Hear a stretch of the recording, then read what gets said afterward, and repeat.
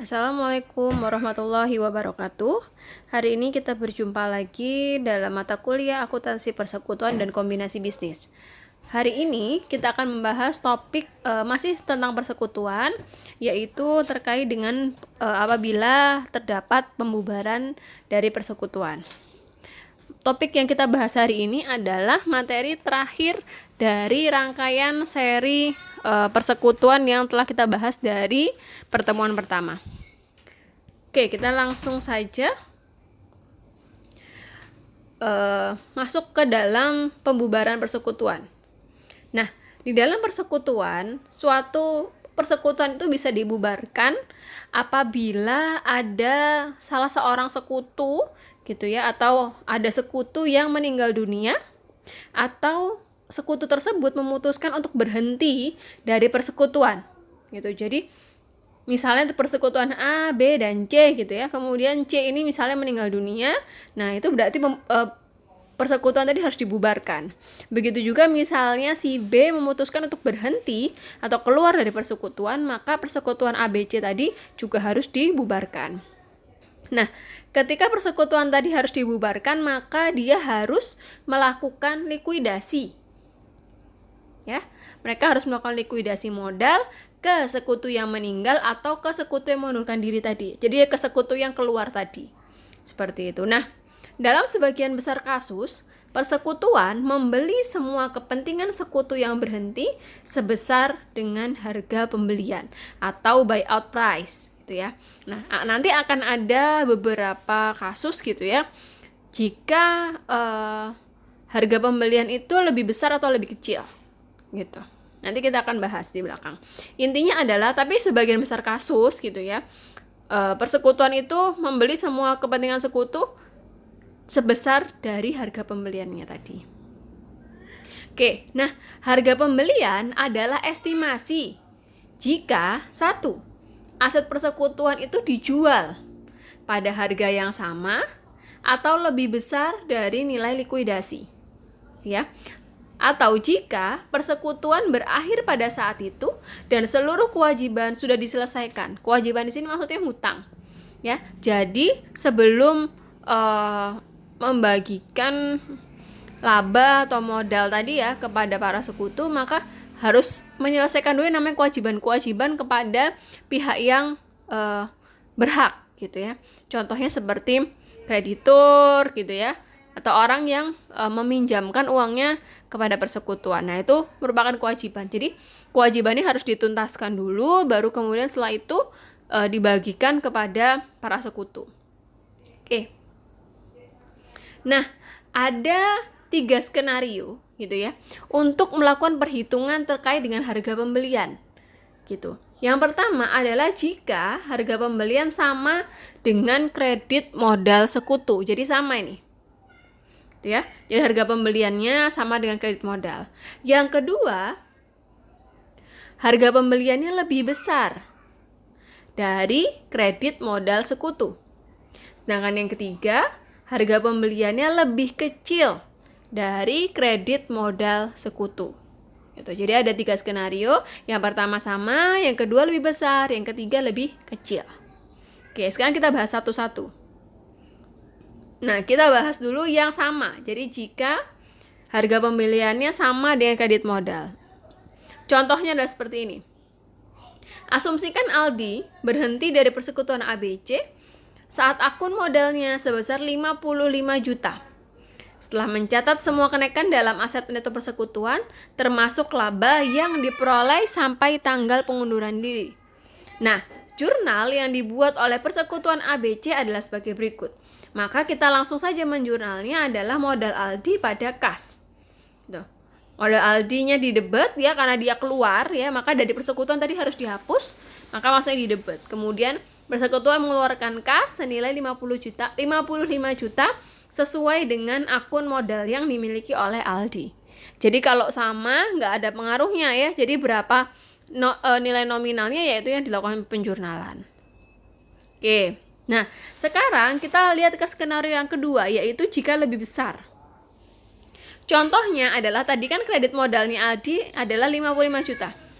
Jadi modalnya Aldi itu 55 juta ya. Sedangkan harga pembeliannya atau buyout price-nya ya, itu adalah 65 juta. Jadi buyout price-nya itu lebih besar. Ya. Nah, selisihnya tadi adalah sebesar 10 juta. Oke. Nah, selisih 10 juta tadi ya, pembayaran di atas kredit modal Aldi sebagai bonus penyesuaian modal kepada Aldi dari akun modal sekutu yang tersisa. Nah, untuk perlakukan selisih 10 juta ini ada 2 metode ya. Jadi selisihnya tadi bisa kita perlakukan dengan 2 metode. Yang pertama pakai metode bonus. Yang kedua memakai metode metode goodwill. Sebenarnya hampir sama ya dengan yang kita bahas kemarin. Kalau kita pakai metode goodwill, maka nanti implikasinya akan menimbulkan jurnal goodwill gitu. Tapi kalau kita pakai bonus, maka kita nggak akan punya jurnal tersendiri terkait dengan selisihnya tadi. Jadi selisihnya langsung dialokasikan kepada modal sekutu yang lain gitu. Nah, sekarang kita bahas dulu jika kita pakai bonus gitu ya. Jadi selisih 10 juta tadi kita perlakukan sebagai bonus tuh. Oke. Nah, langkah pertama yang teman-teman harus lakukan adalah teman-teman mencari prosentase laba sisa. Dari siapa? Dari sisa sekutunya tadi. Kan tadi awalnya sekutunya tadi kan Aldi, Bayu, dan Citra. Ya kan? Persentase laba sebelumnya 45%, 30%, 25%. Nah, ketika Aldi keluar, maka akan menjadi 0 kan laba sisanya. Nah, kemudian Bayu, persentase labanya menjadi 55%. Dari mana? Dari 30/55. Ya, 55 ini dari mana? Dari total kepemilikannya Bayu dan Citra. Jadi sisanya. Gitu. Oke, kemudian si Citra adalah 45%. Dari mana? Dari 25/55. 25 dari sini, 55 adalah total dari kepemilikan Bayu dan Citra. Ya. Sehingga totalnya di sini 100%, di sini juga 100%. Oke, setelah teman-teman dapat persentase laba sisa ini, selanjutnya kita akan melakukan jurnal. Nah, kan tadi saya sebutkan kita pakai metodenya bonus ya, di mana kita tidak menjurnal tersendiri terkait dengan goodwill atau selisihnya tadi, dan langsung dialokasikan kepada modal dari sekutu yang lain gitu ya. Maka kita langsung masuk ke sini. Nah, modal Aldi 55 juta ya kan, karena itu yang harus dikurangi, harus dihilangkan. Kemudian modal Bayu di sini 5.500.000. Dari mana 5.500.000? Tadi kan prosentasenya di sini 55%. Nah, ini kan 55% ya. Sedangkan Citra 45%. Nah, berarti di sini 55% dikalikan selisih dari yang tadi, selisihnya tadi. Ya, itu kan 10 juta selisihnya tadi. Nah, maka di sini dapat 5.500.000. Sedangkan Citra di sini tadi 45% dikalikan 10 juta. Nah, ketemu 4.500.000. Sehingga totalnya adalah sesuai dengan buyout price. Nah, totalnya sesuai dengan buyout price. Oke, jadi seperti itu jurnal untuk mencatat pengunduran diri Aldi. Nah, kalau tadi kita bicara memakai metode bonus, sekarang kita memakai metode goodwill, gitu ya. Kita memakai metode goodwill. Nah, bagaimana caranya? Sebenarnya sama aja, cuman ini lebih mudah. Kenapa? Karena langsung aja, kalau tadi kan 10 juta tadi kita alokasikan kan ke siapa tadi? Bayu dan Citra, ya kan, sesuai dengan prosentase. Nah, kalau pakai metode goodwill, maka langsung aja, maka kita langsung memasukkan selisih 10 jutanya tadi ke akun goodwill, kemudian di sini akun modal. Itu sehingga modal Aldinya kan pasti bertambah. Tadinya modal Aldinya cuma 50 di dalam neraca. Ya.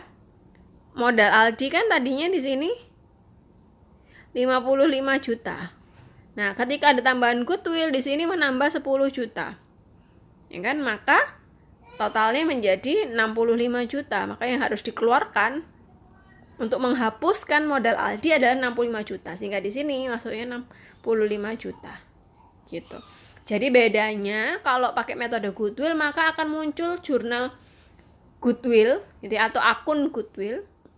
Kemudian kalau bonus nggak akan muncul jurnal ini, tapi selisihnya tadi langsung dialokasikan kepada sisa sekutu seperti itu. Oke,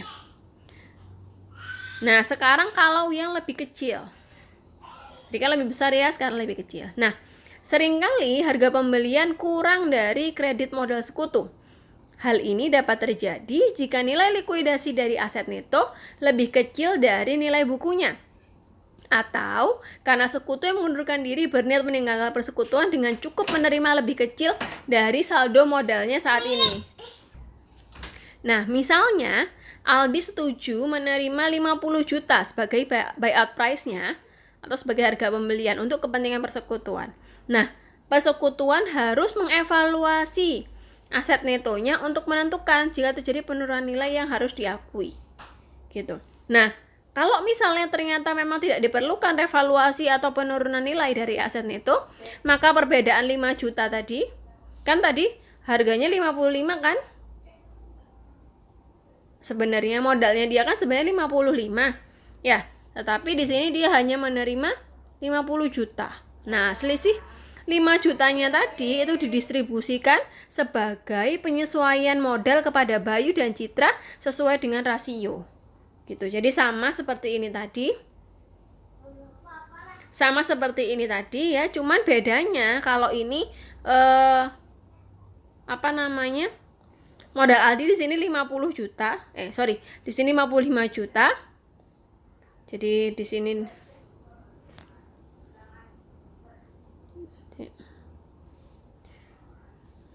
Oke, sebentar.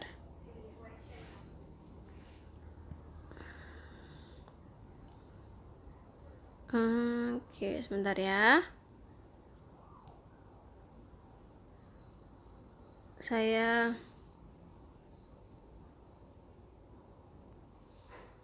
Oke, sehingga jurnalnya akan menjadi seperti ini.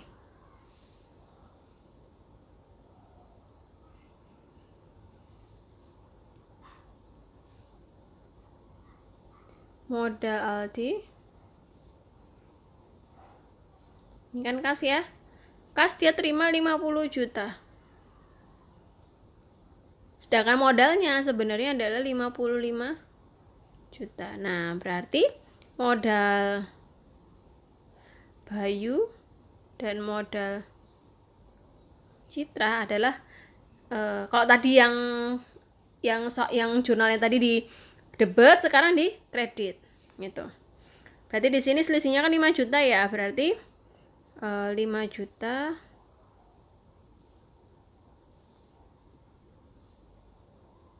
dikalikan 55% di sini.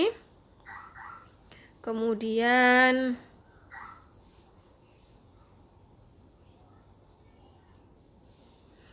Oke, 5 juta dikali 55%, 2750, kemudian 5 juta dikalikan 45%, 2.250. Oke, sehingga di sini 2.750,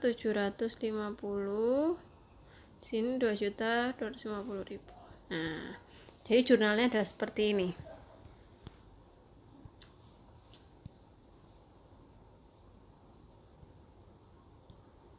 Oke.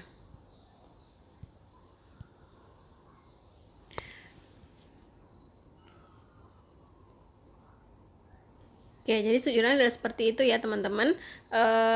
Berbeda dengan yang ini tadi. Kalau yang ini tadi, kalau ini tadi di debit, tapi kalau yang lebih kecil ini tadi, maka jurnalnya ada di sebelah kredit. Seperti itu perbedaannya. Oke, itu saja yang bisa saya sampaikan pada hari ini. Semoga teman-teman bisa memahami apa yang menjadi materi kita pada hari ini. Terima kasih. Wassalamualaikum warahmatullahi wabarakatuh.